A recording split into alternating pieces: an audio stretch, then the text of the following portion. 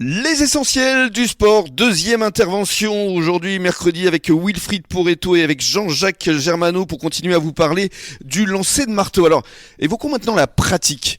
Qu'est-ce que ça requiert comme qualité principale, Wilfried, le lancer de marteau? Il faut de la puissance. Dans les bras notamment. Dans les jambes. Dans les jambes et le dos. En fait, la puissance, c'est de la force et de la vitesse. Donc il faut des qualités de force, mais également de vitesse pour pouvoir allier cette puissance. Et c'est surtout au niveau des appuis, donc des jambes, des fessiers, des dorsaux, qui vont retenir en fait toute la force que peut entraîner le marteau. Pour vous donner un petit exemple, quand on est au très haut niveau, quand on lance le marteau à plus de 70 mètres, on a une pression dans les doigts qui fait plus de 300 kilos quand on lance l'engin. Alors vous imaginez, le poids de mon engin c'est 7 kilos, donc avoir cette pression-là, donc il va falloir être gainé, être musclé. C'est pour ça qu'il faut faire de la préparation physique, qu'il n'y a pas que les entraînements techniques, il y a tout l'environnement autour, toute la préparation autour qui est essentielle pour pouvoir performer. Alors une question que je me suis souvent posée en regardant les retransmissions notamment des Jeux Olympiques, parce que c'est surtout à ce moment-là qu'on voit du lancer de marteau. Vous tournez sur vous-même à combien de reprises et à quel moment est-ce que vous savez qu'il faut vous arrêter? Alors en fait, le lancer de marteau au niveau se fait à partir de 3 tours. Donc on fait 3 tours sur nous. Donc quand on fait tourner le marteau autour de nous, ça s'appelle des moulinets. Et après on se déplace dans le plateau qui fait à peu près 2,50 m. Donc il est limité, ce plateau, il n'est pas extensible. Donc on est obligé de se limiter à un certain nombre de tours. Donc au plus haut niveau, c'est entre 3 et 5 tours. Parce qu'on a un Italien qui fait du 5 tours. C'est le seul au monde à ce niveau-là à faire du 5 tours. Pourquoi? Parce que plus on fait de tours, plus ça donne de la vitesse. De la vitesse, de l'inertie. Donc il va falloir le tenir cet engin-là. Mais on peut partir moins vite. En fait, les athlètes qui font plus de tours vont plus travailler en puissance, en force, alors que les athlètes qui font moins de tours vont plus travailler sur la vitesse, sur l'explosivité.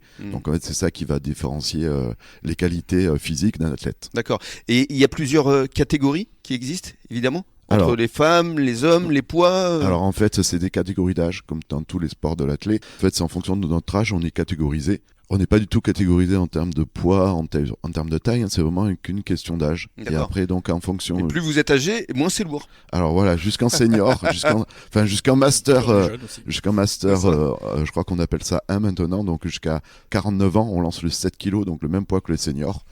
Et à partir de 50 ans, le poids décroît pour pouvoir alléger la charge en fonction de l'âge. Et au niveau de la colonne vertébrale, ça va? C'est pas trop compliqué? Il faut s'entraîner, de temps en temps on peut se blesser, mais souvent c'est pas forcément sur le lancer de marteau qu'on se blesse, ça va être sur l'accompagnement physique, donc ça va être en musculation. Il peut y avoir des déchirures musculaires. Voilà, c'est ça. Ça doit arriver fréquemment. Plus à la fatigue qu'à la pratique en elle-même, quoi. Alors Jean-Jacques, parlons justement des autres athlètes à haut niveau comme Wilfried au sein de l'UAGM, parce qu'il y en a un certain nombre quand même. Oui, alors si on reste sur les masters, il faut pas oublier qu'à Braga, il y a eu Grégory Bautier, il y a eu Elena Twiffel, qui ont ramené des médailles, qui sont masters. Braga, c'était quoi, le championnat d'Europe? Oui. Championnat d'Europe. C'est ça. Championnat d'Europe, master. Ouais. Évidemment, voilà. Donc Véronique est allée au championnat du monde aussi. Enfin voilà. Donc il y avait une forte délégation de l'UAGM athlétisme. Tellement d'ailleurs, c'est qu'on a terminé premier au titre en tant que des club. médailles. Ah ouais. Oui, au titre des médailles. Combien il y en a eu alors au total? Il y en a eu 6, je crois. C'est ça. C'est ça. 6 médailles. 6 médailles, ouais. 6 médailles, dont 2 d'or. Et entre autres avec notre vétéran, Marc Duclas. Le vétéran, il aura, je sais, 92, 93. C'est énorme. Ah oui, il est là. Alors, je donne pas le chrono parce qu'il fait de la course, lui, évidemment. Ouais.